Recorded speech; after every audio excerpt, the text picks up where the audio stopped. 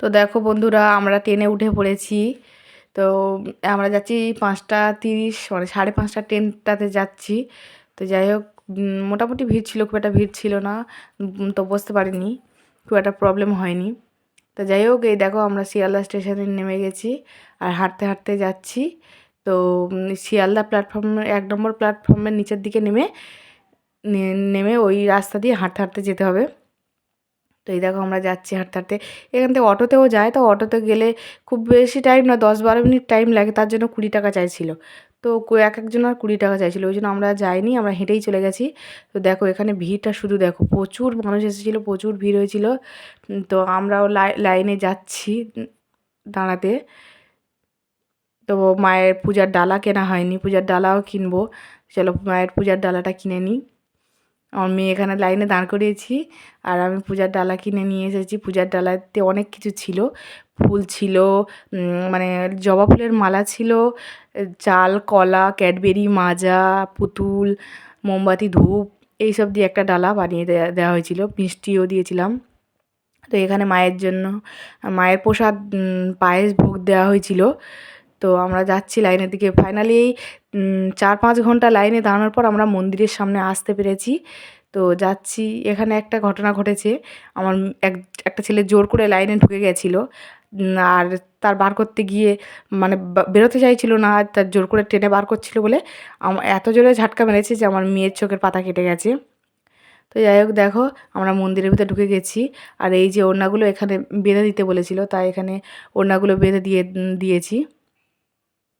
তো এখন মন্দিরের ভিতরে যাব। দেখো তোমরা দেখতে থাকো।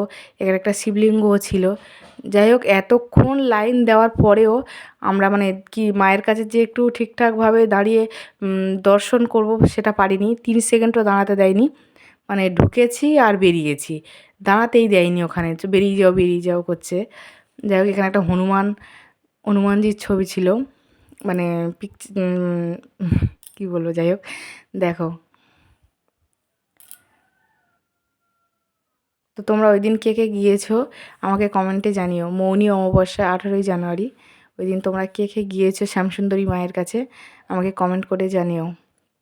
যাই হোক, পরে একদিন আবার যাব, কারণ ওই দিন মাকে ভালো করে দর্শন করতে পারিনি।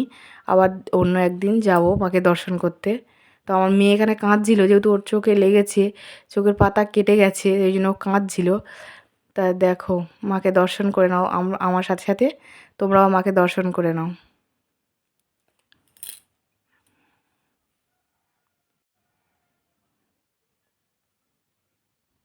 তো যাচ্ছি, লাইন তো আর মায়ের কাছে আর যেতে পারছি না। তো দেখো, এবার মায়ের দর্শন করো। দেখো মাকে দেখো। যাই হোক, তারপরে আর কোনো ভিডিও করতে পারিনি, কারণ মেয়ে চোখ যন্ত্রণা করছিল, ও খুব কাঁদছিল। তারপর বাড়ি ফিরছি, তো আমার বড় মেয়ে ঘুমিয়ে পড়েছিল, আর ছোটোটা, ওর চোখে ঘুম নেই, ও ফোন দেখছিল বসে বসে। ওই দেখো, আর বড়টা ঘুমিয়ে পড়েছে। যাই হোক, এটা আমরা বেদবিরিয়া স্টেশনে নেমে পড়েছি, ব্রিজের উপর দিয়ে এপারে আসছি। তো এটা আমাদের বেদবিরিয়া স্টেশন। তো রান্না বান্না কিছু করে যাইনি, বাড়ি এসে রান্না করতে হবে, তারপর খেতে হবে। যেহেতু অত ভোরে গেছি, অত ভোরে তো আর রান্না করে বেরোনো যায় না। কখন রান্না করবো আর কখন কাজবাজ সারবো, কখন বেরোবো, তাই রান্না করে বেরোইনি। বাড়িতে ফিরে রান্না করব। তা আমরা বাড়ি চলে এসেছি, এবার রান্না বসাবো। তো আমি মানে ঘরে ঢুকিনি, তার আগে আগে ভাত বসিয়ে দিয়েছি, তারপরে ঘরে ঢুকছি। হ্যাঁ, বাড়িতে এসে আমি টাইম পাইনি, কারণ ওদেরও খিদে পেয়েছে। আমরা ওখানে স্টেশনে চাউমিন খেয়েছিলাম আর মশলা মুড়ি খেয়েছিলাম। তো বাড়িতে এসে ভাত রান্না করে তারপর খেয়েছি। তা ওরা ওখান থেকে গিফট পেয়েছে, দেখো ওই মায়ের কাছে গেলে কিছু না কিছু বাচ্চাদের গিফট দেয়।